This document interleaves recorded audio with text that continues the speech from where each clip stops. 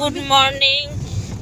দেখো বলেছিলাম যে এমসে যাব সকালবেলা, তা ও আগে দাঁড়াও ইন্ট্রোটা দিয়ে নিই। আমার সুপর্ণা দাস বাবাজি চ্যানেলে সবাইকে স্বাগত আর গুড মর্নিং সবাইকে। আমি এমসে যাব বলেছিলাম যে গাড়িতে উঠেছি, আজ খুব কষ্ট হয়েছে কারণ গাড়ি বাড়ির সামনে আসে, রাস্তা হচ্ছে বলে এই লাইনের এপারে এসে আমি তো হাঁটতে পারি না, খুব কষ্ট হয়েছে। যে গাড়িতে উঠেছি, যে ছেলে মেয়ে আছে, এই যে ও তারাও কী করে দেখো, এই যে ছেলে মেয়ে, এই যে যায় যে সবাই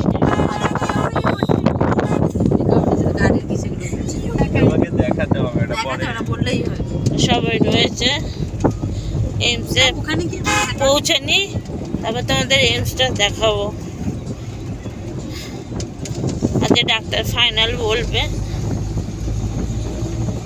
রাখি এখন, হ্যাঁ গাড়িতে অসুবিধা হচ্ছে।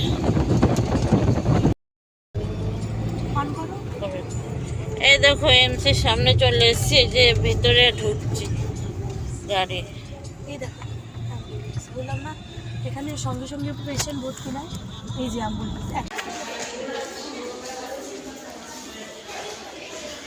ওখানে বসে করে দিই, তুমি পরে ভয়েস অ্যাড করে দিও, ঠিক আছে?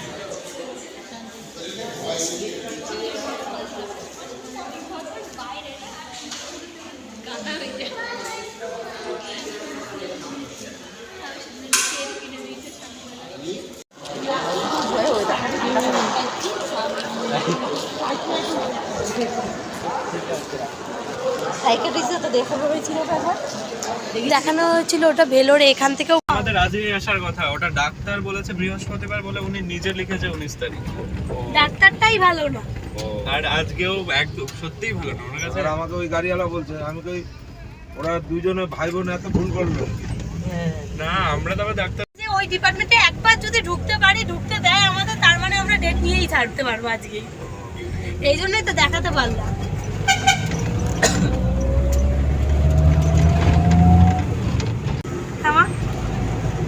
আমার সাথে এটা ঠিক কাজ হলো না। এই ডাক্তার তো পাগল, তো নিজেই সাইকেল খারাপ ছিল, ওই জন্য কালকে কিছুটা তোমাদের ভিডিও করে রেখেছিলাম, আজকে আবার বলছি। মানে শরীর প্রচণ্ড খারাপ হয়ে গেছিল, পায়ের যন্ত্রণায় পা ফুলে খুব খারাপ অবস্থা। আর কথা বলতে যত সম্ভব মানে এমসি আমার ট্রিটমেন্ট হবে না, সে আমার সিএমসিতেই যেতে হবে।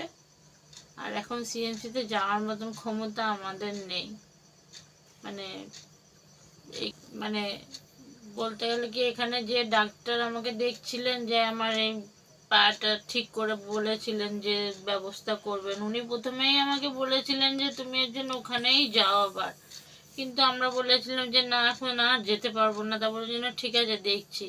উনি আমাকে অপারেশন বলে লিখেও দিয়েছিলেন, যে অপারেশন করতে হবে লিখে দিয়েছিলেন। কিন্তু ওনার ওপরে যে আছে, উনি বাঙালি, ওই জন্য বলে না, মানে একজনকে দিয়ে সবাইকে অবশ্য বিচার হয় না। একজন খারাপ হলে আর একজন খারাপ হয়, সব ডাক্তারই বাঙালি ডাক্তার খারাপ হবে আমি মোটেও সেটা বলছি না। কিন্তু উনি তো দেখলেনই না, মানে আর যে ডাক্তার আমাকে দেখছেন উনি অন্য ডাক্তারের কাছে সাজেশনটা চেয়েছেন যে অপারেশনটা এইভাবে করা যাবে কি, এই অপারেশনটা এইভাবে করা যাবে কিনা। যার কাছে, যে ডাক্তারের কাছে আমাকে পাঠিয়েছিলেন, উনি হচ্ছে বাঙালি। উনি আমার রিপোর্ট সমস্ত কিছু দেখে টেকে বললেন যে আমার ডিভিটি অল্প আছে, তুমি হাঁটো। তা আমার ডিভিটি যদি অল্পই থাকে, আমি যদি হাঁটতেই পারবো, পা এরম ফুলে আছে, এত যন্ত্রণা প্রতিটা মুহূর্তে আমার পেন কিলার খেয়ে খেয়ে আমাকে থাকতে হয়, সেটা তাহলে কেন? ঠিক আছে ধরলাম অল্প আছে, তাহলে অন্য যে প্রবলেমগুলো রয়েছে, আমার সিস্ট আছে, আমার ইউটেরাস অনেক বড় হয়ে গেছে, দু সাইডেই সিস্ট হয়েছে অনেকগুলো, সেগুলো তাহলে অপারেট করে দিক, সেগুলো আমাকে সারিয়ে দিক। সেগুলোর জন্য আমাকে কোনো কিছু বললো না। ছেলে যখন কথা বললো ডক্টর সাহেব, তখন চুপ করে থাকলো, কিছু বললো না। মানে যে তামিলনাড়ুর যে ডাক্তার, ওনার কথা মোটেও বলছি না, উনি ওনার ওপরে যে আছে তার কাছে সাজেস্ট করার জন্য পাঠিয়েছিলেন। উনি আমাকে এরকম মানে বললেন, উনি লাস্ট আমাকে বললেন যে সাইকিয়াট্রিস্টের কাছে পাঠাতে। তাহলে ভেবে দেখুন আমার হয়েছে কি, আমাকে পাঠাচ্ছে সাইকিয়াট্রিস্ট। হ্যাঁ, মানে আমি যখন ভেলোরে গেছিলাম তখন আমার প্রবলেম হয়েছিল, মানে ওটা স্ট্রোক নাকি ক্যান্সার একটা মানে রোগ আছে, যাই হোক মাইগ্রেনের থেকে হয় আর কি। মানে আমি সেন্সলেস হয়ে গেছিলাম, অজ্ঞান হয়ে গেছিলাম, আমার 2 দিন কোনো হুঁশ ছিল না। তারপরে যখন জ্ঞান এসেছিল আমি 12-13 দিন কারোর সাথে কথা বলিনি, মানে মাথায় অন্যরকম প্রবলেম হয়েছিল। তারপরে ট্রিটমেন্ট চলেছে, আমি এখনো ওষুধ খাই, একটা ওষুধ খেতে হয়, একটাই খাই, ওখান থেকে দিয়েছিল।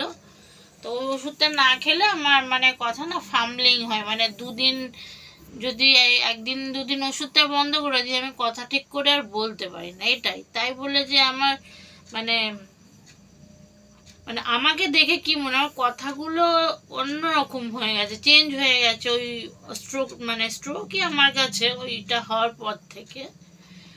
কিন্তু তাই বলে যে আমার মাথায় কোনো প্রবলেম আছে তা কিন্তু না, তাহলে আমি ভিডিও করতে পারতাম না, এটা তো বোঝো।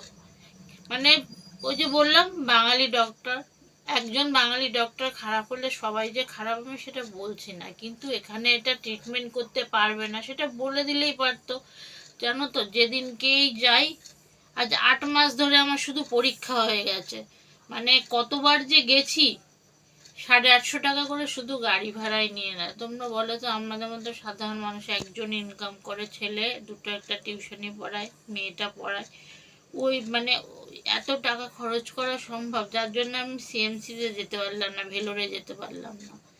তো এখন ভেলোরে যাওয়া ছাড়া তো সম্ভব না, এই রোগ নিয়ে পড়ে থাকতে হবে। আর এগুলো থাকলে তো ক্যান্সার হয়ে যাবে। তারপর তো আর একটা ভেতরে রোগ আছে, ওটা তো মানে হয়েও গেছে, ক্যান্সার হয়েও গেছে কিনা বলতে পারবো না, কারণ ওটা আমার পিজিতে যখন আমার প্রথম অ্যাটাক হলো, ওই ভেনে অ্যাটাক যেটা বলে, মানে ডিভিটি ধরা পড়লো, ওটা তো ভেনে অ্যাটাক বলে, মানে ডিপ ভেন থ্রম্বোসিস। তা ওই অ্যাটাকটা যখন হলো তখনই আমার ধরা পড়েছিল, মানে কোলোনোস্কপি করেছে, তোমরা তো জানো না কোলোনোস্কপি কী জিনিস। তো ওই কোলোনোস্কপিতে ধরা পড়েছিল যে আমাদের যে ইন্টেস্টাইন আছে না ভেতরে, মানে একটা বৃহদান্ত ক্ষুদ্রান্ত বলে, তা ওর মধ্যে একটার মধ্যে আমার ওই পাইলসটা রয়েছে। তা তখনই বলেছিল 10 সেন্টিমিটার। তো এখন তো আর 3 বছর হয়ে গেল, ওটা নিশ্চয়ই আরো বড় হয়ে গেছে, প্রায় ব্লিডিং হয়। খাওয়া দাওয়া করি না, ভুলভাল কোনো বাজে খাবার খাই না, খেতেও পারি না, তার সত্ত্বেও এরকম। তাহলে বলো তো মানে আমি কি করব আমি নিজেও জানি না, মানে মাথা সত্যিই এখন মনে হচ্ছে মানে আমি পাগল হয়ে যাব, মানে কষ্ট সহ্য করতে পারছি না, এত শরীরে যন্ত্রণা। এই কালকেও ভিডিও দিতে পারিনি, কারণ শরীরটা আমার তো প্রচণ্ড খারাপ। তাই আজ রাত্রিবেলা তোমাদেরকে গুড নাইট বলে দিচ্ছি। আর এইমসে এখনও যাই না, ট্রিটমেন্ট হতেও পারে নাও হতে পারে, কারণ আমার যে প্রবলেম এখানে সেটা হওয়ার না। তা এখনও জানি না কি হবে, তাই শরীর প্রচণ্ড খারাপ, পেটে পায়ে এত যন্ত্রণা, মানে সারাক্ষণ হচ্ছে যে কথা বলার মতো ক্ষমতা নেই। তোমাদের সবাইকে গুড নাইট জানিয়ে দিলাম, তোমরা সবাই ভালো থেকো। আর ভালো লাগলে আমার ভিডিওটা সাবস্ক্রাইব করো, কমেন্ট শেয়ার করো, আর আমার পাশে থেকো। সবাইকে গুড নাইট। আর তোমরা সবাই সবার শরীরের যত্ন নিও, নাহলে একদিন এইরকম অবস্থাই হয়। রাখলাম।